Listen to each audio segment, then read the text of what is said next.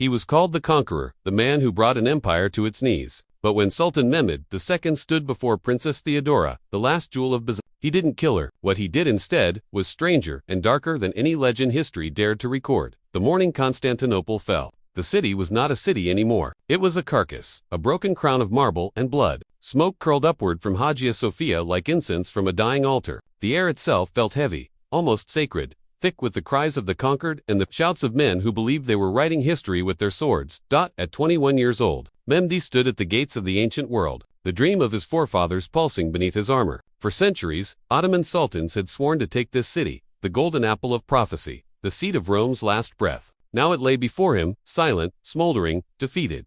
Yet even in victory, something in him hesitated. As his soldiers flooded through the gates, as banners of the crescent replaced the double-headed eagle, Mehmed's eyes turned not to the gold or the spoils, but to the ancient palace that still clung to its dignity, the imperial home of the Palaiologos dynasty. There, he was told, remained one living symbol of Byzantium's dying flame, Princess Theodora, Constantine XI, barely 17, veiled, educated in Greek, Latin, and theology. She had been raised to represent purity and piety in a world that had forgotten both. To the people of Constantinople, she was a relic of divine lineage. To the invaders, a trophy of conquest. But to Mehdi, when he finally saw her, she became something else. But chronicles disagree on their first meeting. Some say it happened in the ruins of the imperial chapel, where she knelt beside a shattered cross, refusing to flee even as the world burned. Others whisper it was in the Sultan's tent that she was brought to him, in chains, her eyes unflinching as she faced the man who had destroyed her city. What is certain is that something passed between them. Something even the scribes could not name. The child who had memorized the Quran by 12, the man who spoke 6 languages and studied Alexander's campaigns by candlelight, found himself speechless. For all his power, he saw before him not an enemy, not a symbol, but a mirror, a reflection of the civilization he had just buried. When he spoke, it was not in Turkish, but in Greek. "You are the daughter of Constantine." She did not bow, she did not weep. Her reply was cold, unwavering. "I am what remains of him." Those words, quiet, defiant, cut deeper than any blade. Historians claim Mehmed ordered her spared for political reasons, to use her as leverage over surviving Byzantine nobles. But the older chronicles, the ones copied by candlelight and buried in monastery vaults, tell a different story. They say he spared her because in that moment, the conqueror saw what conquest truly costs. For the next 3 nights, Constantinople burned. The sky turned the color of rust, and the Bosporus glimmered with the reflection of flames. The city's marble towers cast long shadows across streets lined with bodies and broken icons. Yet, amid the ruin, Mehmed ordered guards placed at the doors of the imperial palace. "No harm shall come to the princess," he said. To his generals, it was weakness. To his chroniclers, it was mystery. To Mehmed, it was necessity. He had destroyed the empire of Rome, but perhaps through her, he could understand it. Within days, he summoned her again. This time not as a prisoner, but as a guest. Inside his war tent, tapestries depicting Alexander the Great hung beside Quranic verses. Scrolls in Greek and Persian lay open across a cedar table. As Theodora entered, the air trembled, not from fear, but from an ancient, unspoken recognition between 2 worlds that had spent centuries trying to erase each other. He asked her of her people, her faith, her city's last moments. She answered each question not as a victim, but as if testifying before eternity itself. "You may rebuild these walls," she said, "but you will never rebuild what you've broken." Her words haunted him. 4 nights Mehdi would walk alone through the ruins of Hagia Sophia. He ordered the great church to be converted into a mosque. Yet when his men began destroying its mosaics, he stopped them. "Do not strike the faces," he said. "Let them sleep beneath the plaster." Perhaps it was guilt. Perhaps it was fascination. Perhaps it was something even darker. The strange compulsion of the destroyer to preserve the memory of what he's destroyed. Rumors began to spread through the Ottoman camp. The soldiers whispered that the Sultan had fallen under a spell, that the princess was a witch who had bound him with her defiance. Others claimed he visited her chambers each night, not to harm her, but to listen to her speak of the old empire, the saints, and the stars. Whatever the truth, Mehmed changed. He began reading Greek poetry. He requested translations of Homer, Plato, and Herodotus. He spoke less of war, more of eternity. His generals, baffled, warned him that too much mercy could undo a conqueror. But Mehmed only replied, "A sword cannot cut the wind, nor can power command peace." It was in those nights, half legend, half history, that Constantinople began to transform. The city's stones were cleaned, its aqueducts restored. Churches became mosques, palaces became libraries, and amid it all, the shadow of a young woman lingered, unseen, unrecorded, but never forgotten. Some said she vanished soon after. Others claimed she took the veil and joined a hidden monastery beyond the Golden Horn. But the strangest tales came from the palace itself, from guards who swore they saw her walking its gardens under moonlight. Dressed in white, her face veiled, her reflection visible in the fountains, though no one stood beside her. And as for Mehmed, historians would later write that in the years after the conquest, the young sultan became obsessed with legacy, building, writing, learning. They called him Foti, the conqueror. Yet those closest to him whispered another name, one never written in official chronicles.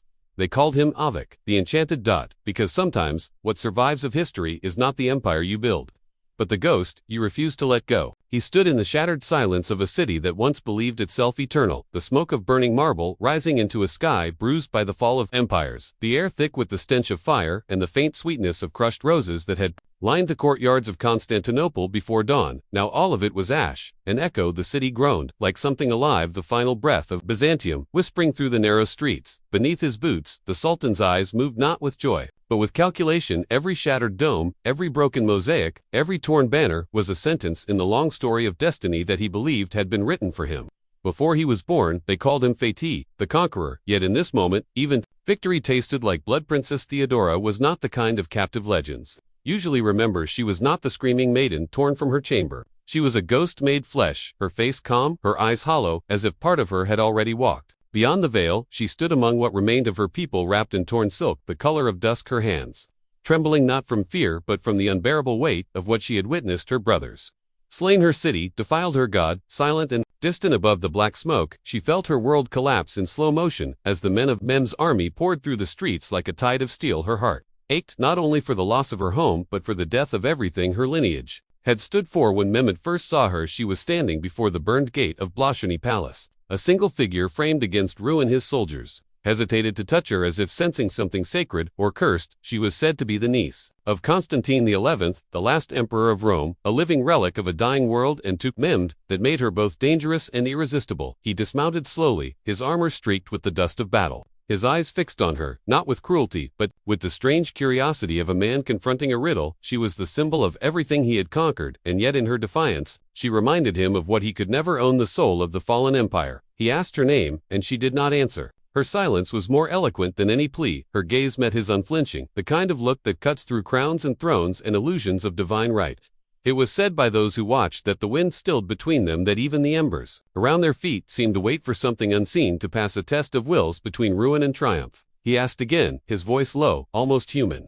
Not the voice of a conqueror, but of a man who for a moment remembered he too had once feared the gods. She finally spoke her words, slow and sharp as broken glass. She said, "You may have taken the city, but not its soul." For the first time that day Mehmed smiled, not with arrogance but with recognition, for he understood that kind of pride. It was the same that had driven him to breach the walls, the same hunger to outlive death itself. He ordered that no harm should come to her. His men lowered their weapons, and in the stillness that followed, history shifted slightly, as if the universe had paused to mark this fragile exchange between the living and the conquered. He commanded that she be brought to the palace, not as a slave, but as a guest. The word hung heavy with ambiguity, for everyone knew what it meant when power extended mercy. As night fell over the broken city, the streets glowed with the dull red light of smoldering wood. The sound of prayer mixed with the sounds of the displaced. Mehmed walked through the halls of the great palace, now his by right, each mosaic tile confession of the centuries that had resisted him. He found Theodora sitting by a shattered window, her face illuminated by the faint orange shimmer of fire outside. She did not turn when he entered. He said, "The city will rise again," and she answered quietly, "It will never be yours." Her voice trembled, not from weakness but from the force of belief, something ancient and unyielding that neither conquest nor crown could extinguish. He studied her face for a long time. In it, he saw not a woman, but an idea, and ideas were far more dangerous than armies. She reminded him of the prophets who had once defied kings, of the saints who had walked into martyrdom with calm steps. He told her that the empire of Rome had ended. She replied that empires end, but the stories they birth do not. Her words settled in the room like dust, golden and impossible to erase. He should have been angry, yet instead he felt something he could not name. Perhaps pity, perhaps admiration, or perhaps the dim awareness that the glory of conquest was only bright because it cast such long shadows. Outside, the city continued to wail. Bells melted into silenced churches. turned into mosques, streets littered with relics of a vanished faith. Theodora could hear the songs of the muezzins rising for the first time over Constantinople, and though she did not understand their words, she felt the weight of their meaning. A new dawn at the cost of countless nights. Mehmed turned from the window and said softly, "Do you hate me?" She did not reply, but her eyes spoke yes and no. At once yes, for the suffering, no, for the inevitability of history. For days she remained within the palace, untouched, guarded by silence and uncertainty. Some say Mehmed would visit her each evening, not as a conqueror, but as a man drawn to the ghost of what he had destroyed. He would ask her about the emperors before her, about the mosaics, the prayers, the rituals. She would answer not to please him, but to remind him of the fragility of victory. She told him that cities are not conquered by swords, but by forgetting, and that so long as one person remembers the old songs, Constantinople will never be truly his. He did not know whether to call her wise or cursed, but he knew one thing: he could not kill her. To do so would mean silencing the last voice of the empire he had conquered, so he allowed her to live within the palace.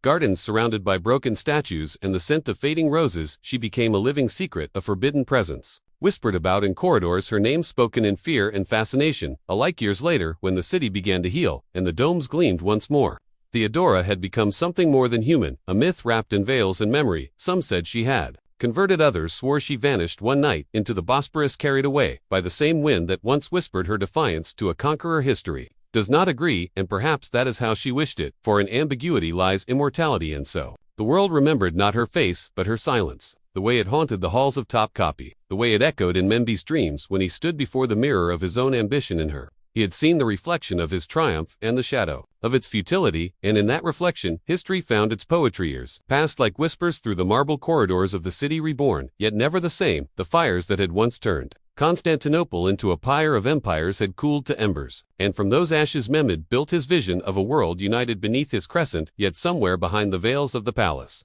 the memory of a single woman still lived in the hollow quiet between his triumphs. Her name, Theodora, a word that once meant gift of God, but now lingered in his thoughts like a wound that refused to heal. He had won the city but lost his sleep, and each night, when the call to prayer echoed across the Bosporus, it mingled with a sound only he could hear, the echo of her voice reminding him that power is nothing more than a shadow cast by time. They said she had vanished one morning, leaving behind only a small piece of silk, embroidered with a golden cross, found by the edge of the palace gardens. Some claimed she fled to a monastery, hidden among the ruins. Others swore she had drowned herself in the waters of the Golden Horn. Though no body was ever found, those who believed in legend whispered that she still walked the city, unseen, veiled in moonlight, wandering among the graves of her ancestors, her spirit bound to the stones of the empire that had fallen. They said Mehmed once ordered his guards to search the entire city for her, yet when they returned empty-handed, he did not punish them. He simply dismissed them with a silence heavier than rage, as if some part of him had expected her to slip through history itself. In the years that followed, Mehmed's greatness grew. Scholars and poets praised him as the second Alexander, the man who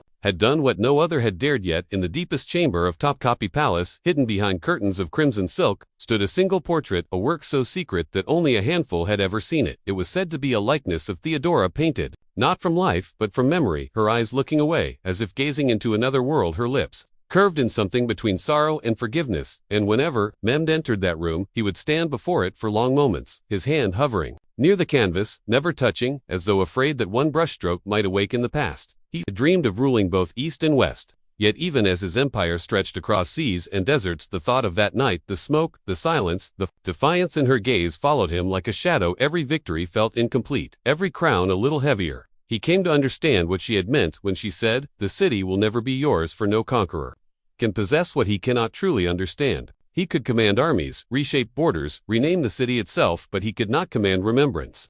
As the years bent his shoulders and dimmed his eyes, Mehmed began to walk the palace gardens at night, alone, his footsteps echoing between the marble pillars, the scent of roses returning with each spring, and with it the memory of her voice. The whispers of courtiers faded, the songs of triumph grew faint, and in their place came a deeper silence, a kind of peace tinged with regret. Those who saw him in those final years said he often paused by the fountain near the old cypress trees, his lips moving as if speaking to someone unseen. Perhaps he was asking for forgiveness, or perhaps he was simply listening for the echo of what once was. When the end came, it was quiet. No trumpets, no swords, only the hush of time folding in upon itself. The man who had conquered the unconquerable lay surrounded by the relics of his own legend, his empire still vast, his name still feared, yet his eyes unfocused as though searching the horizon for something lost. Some said that in his final moments, he whispered her name Theodora, like a prayer, like a confession, and in that breath, history and myth became one. Centuries later, travelers to Istanbul would walk the courtyards of Topkapi and hear strange stories of a ghostly figure seen near the old palace gardens veiled in white, her footsteps, silent upon the stones. Some said it was Theodora still wandering between worlds. Others said it was only the wind sighing through the trees. But those who knew the deeper truths, the ones hidden in the cracks of time, would smile and say that she was not haunting the palace at all, but guarding it, for even empires deserve to be remembered.